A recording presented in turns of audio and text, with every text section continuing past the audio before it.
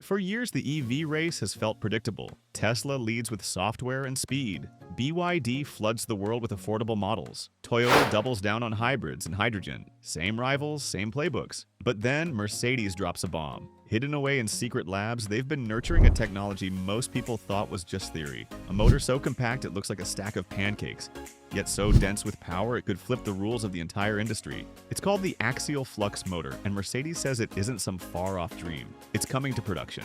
Soon. And that's where the suspense begins, because if it works, this one move doesn't just threaten Tesla's crown. It could unravel the strategies of every automaker on the planet. So the question is, are we looking at the dawn of a new EV era, or the biggest high-tech bluff in years? First, the big claim. Mercedes worked with a small British company called YASA.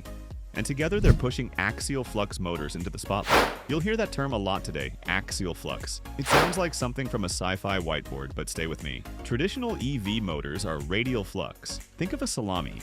Long cylinder, magnets and copper, wound around a core, everything spinning inside a torpedo-shaped can. Axial flux flips the geometry. Imagine two flat plates like CDs.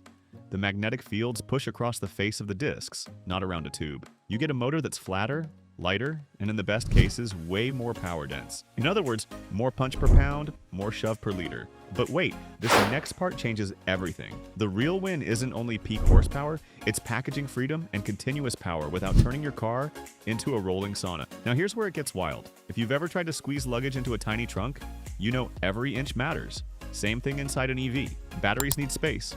Cooling needs space. Crash structures, inverters, gearboxes, suspension, humans, those too. An axial flux motor is shallow. It can sit closer to the wheel or tuck into places that a chunky radial motor just can't. That means designers can slide the battery a bit, run shorter drive shafts, or even shrink the battery while keeping the same range. Shrink the battery? You thought that was big? Try this. Shaving 60, 80, even 100 kilograms off a pack while holding range steady is like taking a backpack filled with bowling balls off a sprinter. Everything gets easier. Acceleration, braking, turning, efficiency. If you've ever carried groceries upstairs and then tried the same stairs without the groceries, yeah, that. But what if I told you this motor story started long before the concept car lights? The YASA part of the name stands for yokeless and segmented armature. Translation: less iron in the places that slow you down. More copper and magnet where it counts. A researcher at Oxford figured out you could rearrange the guts of a motor, so more of the magnetic action happens at a larger radius. Larger radius equals better leverage. Think turning a stuck bolt with a short wrench versus a long one. Longer wins. Same physics, smaller package. And it wasn't just theory. YASA motors found their way into exotic machines like the Ferrari SF90 and the Koenigsegg Regera. Those aren't gentle weekend commuters. If your tech survives a Koenigsegg launch, it's not delicate. So how did Mercedes get here? Quietly. A few years ago, they acquired YASA and tucked the team into their performance division's future. They didn't put out a parade. They put engineers in rooms with whiteboards and thermal cameras. They built test rigs. They melted a lot of epoxy. And they kept their mouths shut until they could roll a car out with numbers that make even the loud corners of the internet go. Okay, show me more. Now they're talking about axial flux motors in tri-motor layouts, serious cooling, wild top speeds, and even eye-watering charging targets tied to new pack architectures. The claims are big. The question is bigger. Can they do it at scale? Before we go too far, let's anchor what axial flux does differently in plain English. In a radial motor, torque, the twisting force comes from magnetic fields acting along the radius of a cylinder. In axial flux, those fields act across a flat disk. Because more of the metal is farther from the center, you get more leverage for the same amount of material. More leverage equals more torque without making the motor heavier or longer. And the path for heat to escape can be shorter, which is gold in EV land, because heat is the silent killer of performance. If you've ever hit a fast road in an EV, floored it a few times, and then felt the car go, "Hey buddy, how about we calm down?" That's heat knocking on the door. Axial flux says, give me the same power, but let me catch my breath faster. But it gets crazier. Because the motor is thinner, you can place two of them back to back for a twin disc setup, or put one by each rear wheel and another up front. Suddenly, torque vectoring, the art of sending different amounts of torque to different wheels mid-corner, goes from nice feature to I'm cornering, like I downloaded a handling upgrade. This is big for performance cars, sure, but it also matters for SUVs. Heavy vehicles live or die on how they handle heat and how they deliver torque at low speeds. A lighter, denser motor that handles low-speed grunts without cooking itself, that's real-world useful when you're pulling out of a side street into fast traffic or merging a loaded family hauler onto the highway. Okay, deep breath.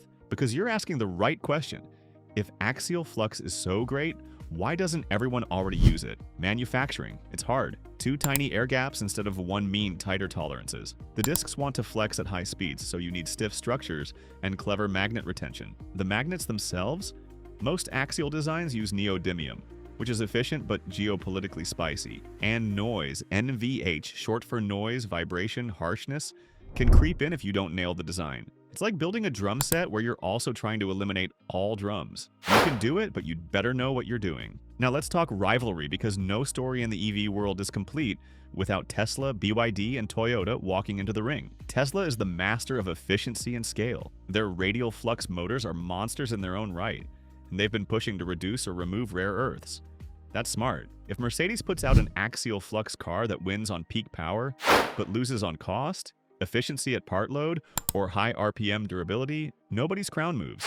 But if Mercedes nails continuous power and packaging so well that they can run smaller packs for the same performance, or the same pack with more repeatable shove, then yeah, Tesla feels that pressure, and not just on the track, on the spreadsheet. BYD has a different superpower. They're the king of batteries at scale and great at making complete, affordable vehicles. Their motors aren't the flashy part, their integration is. If Mercedes makes axial flux the new benchmark for performance per kilo, BYD still wins the family EV for less category, unless this tech gets cheap enough to filter down into mainstream cars. That's the plot twist we're all watching for. Does axial flux stay haute couture, or does it become ready to wear? Toyota? They zig while others zag. Hybrids, hydrogen, and a methodical pace. Axial flux forces a question. If Mercedes proves you can mass-produce light, torquey motors that free up space and beat heat, does Toyota boost its pure EV push or double down on hybrids, where smaller, lighter motors also matter? The irony is delicious. Axial flux could help hybrids too, because every gram you save in a hybrid power unit makes packaging and fuel economy easier. So even if you're not ready to ditch gasoline altogether, you want the same physics in your corner. Let's bring this back to the car you might actually buy. Suppose you're choosing between 2 EVs with similar battery sizes, say 75 kilowatt hours. Car A uses a traditional radial motor.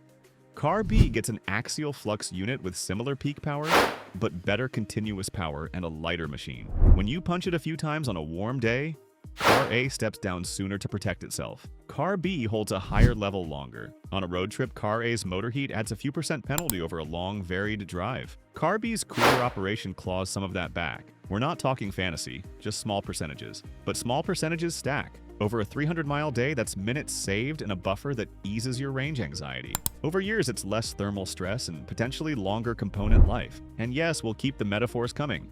Think of Car B as the kid who jogs up the hill and can still talk at the top, not the one hunched over their knees bargaining with the clouds. And here's where it gets wild. Again, the new battery systems Mercedes is playing with aren't just bigger straws into the same smoothie. They're changing how the cells are cooled and how current moves through the pack. Axial flux motors don't fix charging by themselves, but when your motor and inverter run cooler, you can be less conservative on the shared thermal budget. It's like remodeling your kitchen so the oven and the fridge stop fighting each other. One cools better, the other performs better, and suddenly dinner is on the table faster. Now we need to talk numbers, but clean, simple, and in context. Power density is how much power you get for each kilogram of motor. If a typical quality radial motor gives you, say, 5 to 8 kilowatts per kilogram in a road car friendly package, and someone shows an axial flux prototype pushing well beyond that, it's a big deal. Not because you'll always run at those peak numbers, but because it gives engineers options. Less mass for the same power, or more power for the same mass. Or the same power with better cooling space. Torque density follows the same logic. Torque wins you that first car length. Power wins the next 9. A motor that is great at both is basically a cheat code, if you can manufacture it without breaking the bank. Let's zoom out. Where does this land in real cars, not showpieces? The early homes for axial flux will be the obvious suspects. High-performance AMG models, limited run specials, and maybe a few flagship SUVs. That's where you can hide the cost while you're still improving your assembly lines. Once the factory playbook gets written, new jigs, better magnet handling, repeatable air gaps, smarter cooling plates, the tech walks down market. This is exactly how carbon fiber went from race cars to road cars, and how silicon carbide inverters showed up in cars that don't need a racetrack to feel fast. The slope of that curve depends on one thing above all: cost per kilowatt. If Mercedes can beat the cost curve, everyone else will have to answer the axial flux question on their quarterly calls. But I want to keep you honest. There are traps here.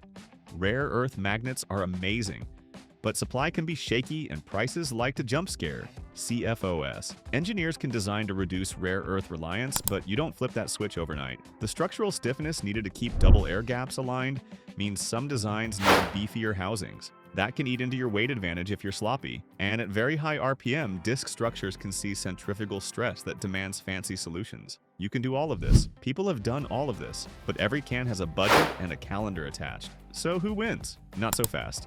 Think of the car market as 3 overlapping games. Game 1 is cost and scale. BYD and Tesla are monsters here. Game 2 is software and efficiency, where Tesla shines and Mercedes is playing catch-up, but has deep pockets and a long history of building comfortable, quiet cars that don't rattle themselves to pieces. Game 3 is technology leaps that change packaging and repeatability. Axial Flux is squarely in Game 3. If Mercedes can use it to steal headline wins in Game 3, and then use their brand and manufacturing to push that win into Game 1 over a few years, they move the center of gravity. If they can't, the tech stays in the rare air zone, and the mainstream keeps grinding forward with improved radial machines, rare earth-free designs, and better batteries. Let's get practical with comparisons, because numbers without context are just noise. If a Model S performance does 0 to 60 in around 2 seconds in perfect conditions, but starts dialing back after a few hard hits, and an axial flux AMG delivers, say, 95% of that peak shove, but can do it again and again with less fade. Which one feels faster in real life? The one that's ready every time you see a gap in traffic. If a BYD SUV delivers great range per dollar, but feels like it's hauling a piano up a hill when you're loaded with kids and camping gear, and an axial flux SUV keeps its pep up on hot days, because the motor stays cooler. Which one makes you smile more on a road trip? Little repeatable wins beat highlight reel bursts for most people, most of the time. You want humor? Here's one that lives in my brain rent-free. A radial motor and an axial flux motor walk into a bar. The bartender says, "Why the long face?" The radial motor says, "I'm always long." The axial flux motor says, "I'm not long, I'm just wide." The bartender shrugs and points at a tiny shelf behind the counter. Only one of you fits here. The axial flux slides in like it was built for that spot. The radial motor orders takeout. Jokes aside, that's packaging in a nutshell. If you can fit performance into places it wouldn't fit before, you unlock designs the other guy can't build. Okay, suspense check.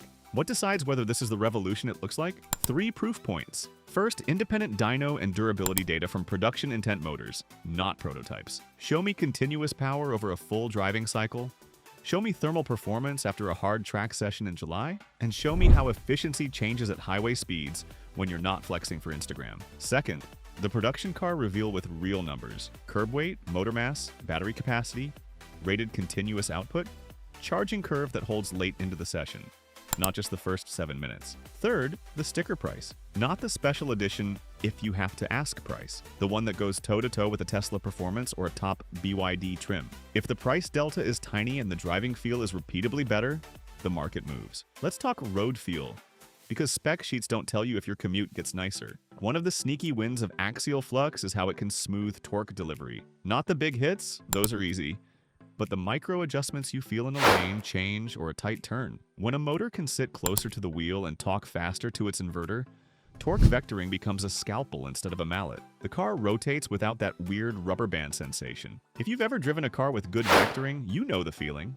You turn, the car just goes there. No drama, just precision. It's the difference between carrying a tray of water and not spilling a drop, and carrying that same tray across a trampoline. But wait, this next part changes everything. Again, if axial flux helps reduce weight and improve thermal behavior, you don't just get faster. You can design for comfort without paying a huge penalty. Softer bushings, quieter cabins, smaller radiators, or at least radiators that aren't screaming for their lives. You can choose to trade the extra margin for silence. And if there's anything Mercedes loves more than speed, it's silence at 80 miles per hour.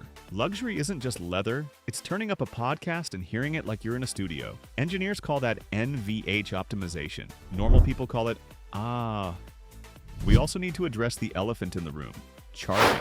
People love to throw around giant charging numbers because they sound like the future. Reality check: your charging speed is a dance between the pack's chemistry, the cooling system, the charger you plug into, and the weather. Motors don't charge batteries, but a cooler, smarter overall powertrain lets the battery stay in its happy zone for longer. So if the claim is we can sustain higher charging for longer, the motor and inverter are part of that choir. The soloist, though, is still the battery. If Mercedes gives you a flat, predictable charging curve that doesn't cliff dive after 40%, that's huge. If the motor helps by not dumping heat into the shared thermal system, we call that good teamwork. Where do we go from here? Here's the honest path.